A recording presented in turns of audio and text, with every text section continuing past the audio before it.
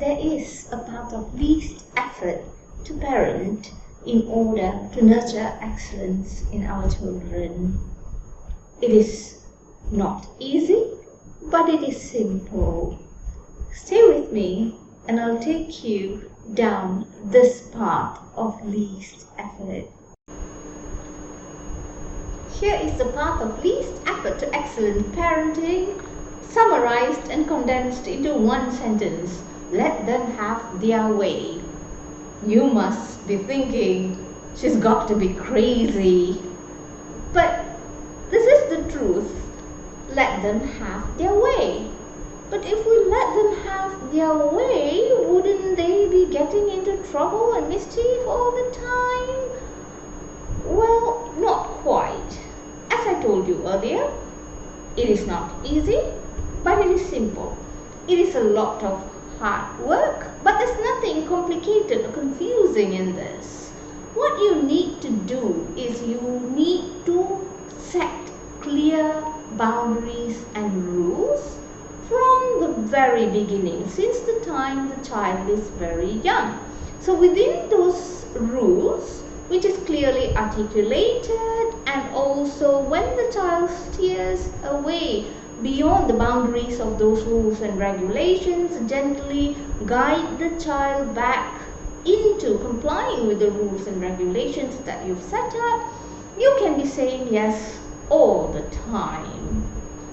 And saying yes creates a wonderful atmosphere, a cheerful and confident child who believes that he or she is a good law-abiding or rule-abiding individual and conducts himself and herself in that manner wherever they are. In fact, when we do that at a very early age, it becomes second nature for this child, regardless of which environment, which new environment he or she finds herself in from time to time. Even when you're not there physically present to guide them, you will find your children finding out, proactively finding out, making it a habit to find out what are the existing rules within this new environment that they find themselves in, and parenting becomes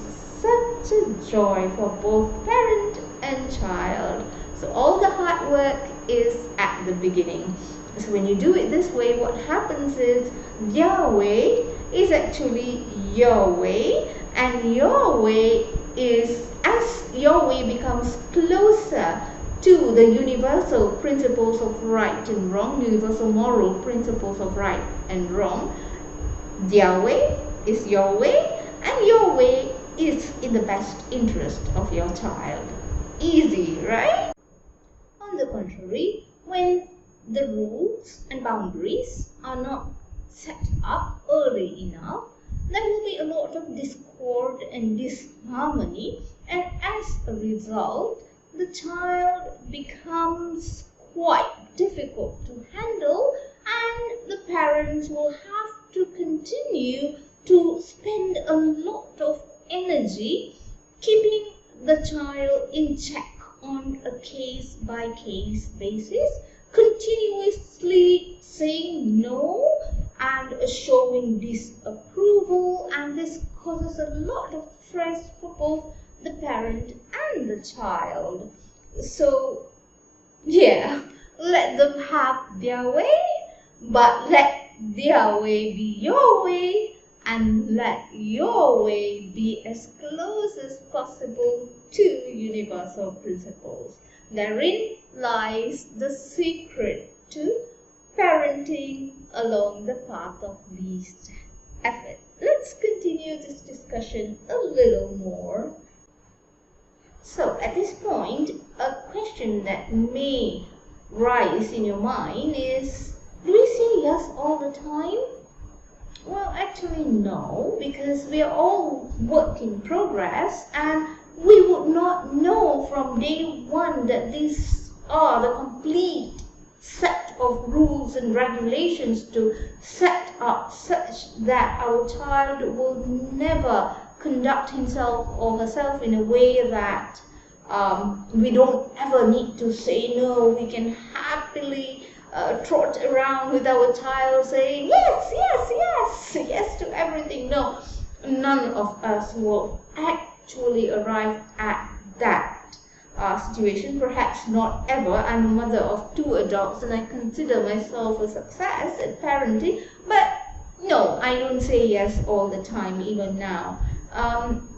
This is a continuous process of discovering the universal principles, because I think nobody can really say that they know it all, and even if they are quite close to knowing it all, I don't think we are capable of adhering to this principle in a manner that that is automatic and by default, and without ever faltering, right? So we are all work in progress. So we would find ourselves in a situation where we need to say no from time to time, and this is a great situation to be in, because this is what informs us of the new area, the new area that we never quite thought of before, and now we need to address it and set rules governing this novel situation.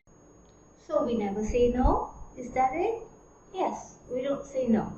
Oh God, now this is getting very confusing.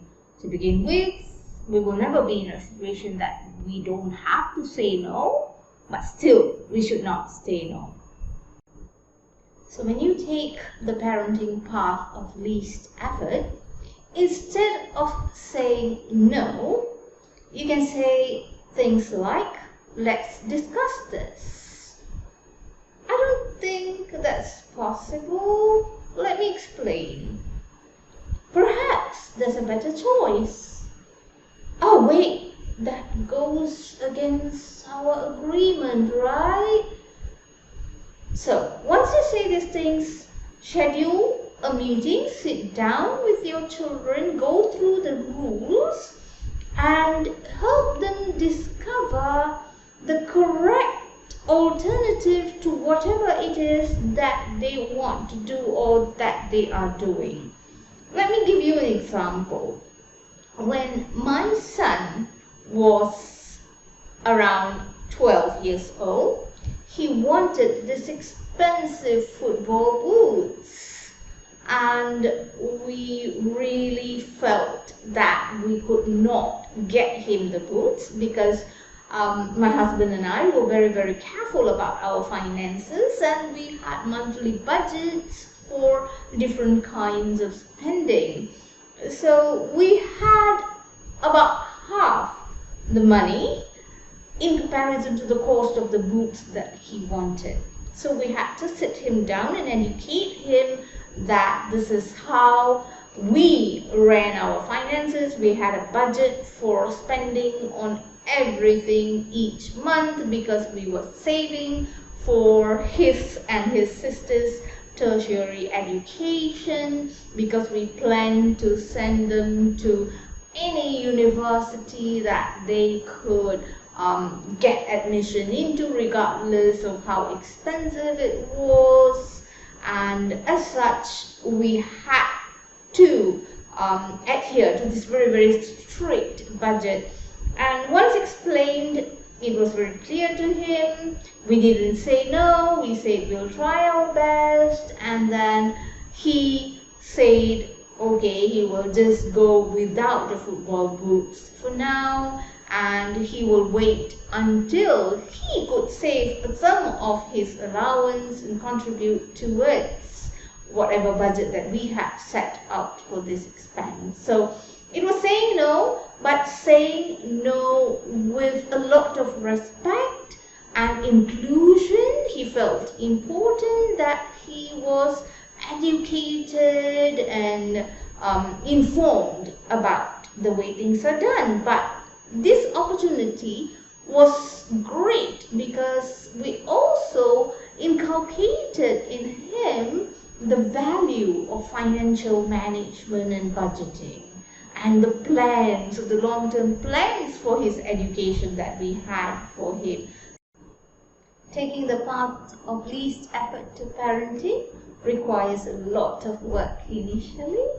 It is not easy, but it is simple. It's all about letting your children have their way by making your way their way and making your way as close as possible to the universal principles. So once you set up the systems, the rules and regulations, the standard operating procedures, you are good to go and things become wonderful and joyous. So in other words, you'll be running your family like you run a corporate organization or a well-oiled machinery.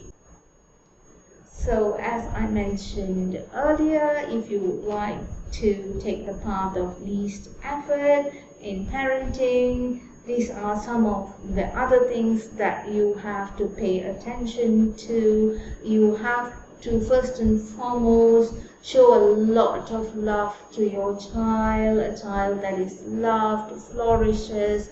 Give them the freedom of choice, but also allow them the opportunity to learn from mistakes, that their choices have consequences, and instill discipline and responsibility, and be strategic about everything you do, meaning you have a goal towards which you're moving, including in parenting you have a goal. You want your child to grow up into a human being with certain qualities, and these qualities are aligned to universal principles. So your parenting, everything you do, everything you say is centered around these universal principles, and you set up a code of honor for the family, and everybody abides by the code of honor. And the very crux of this code of honor is ethics. So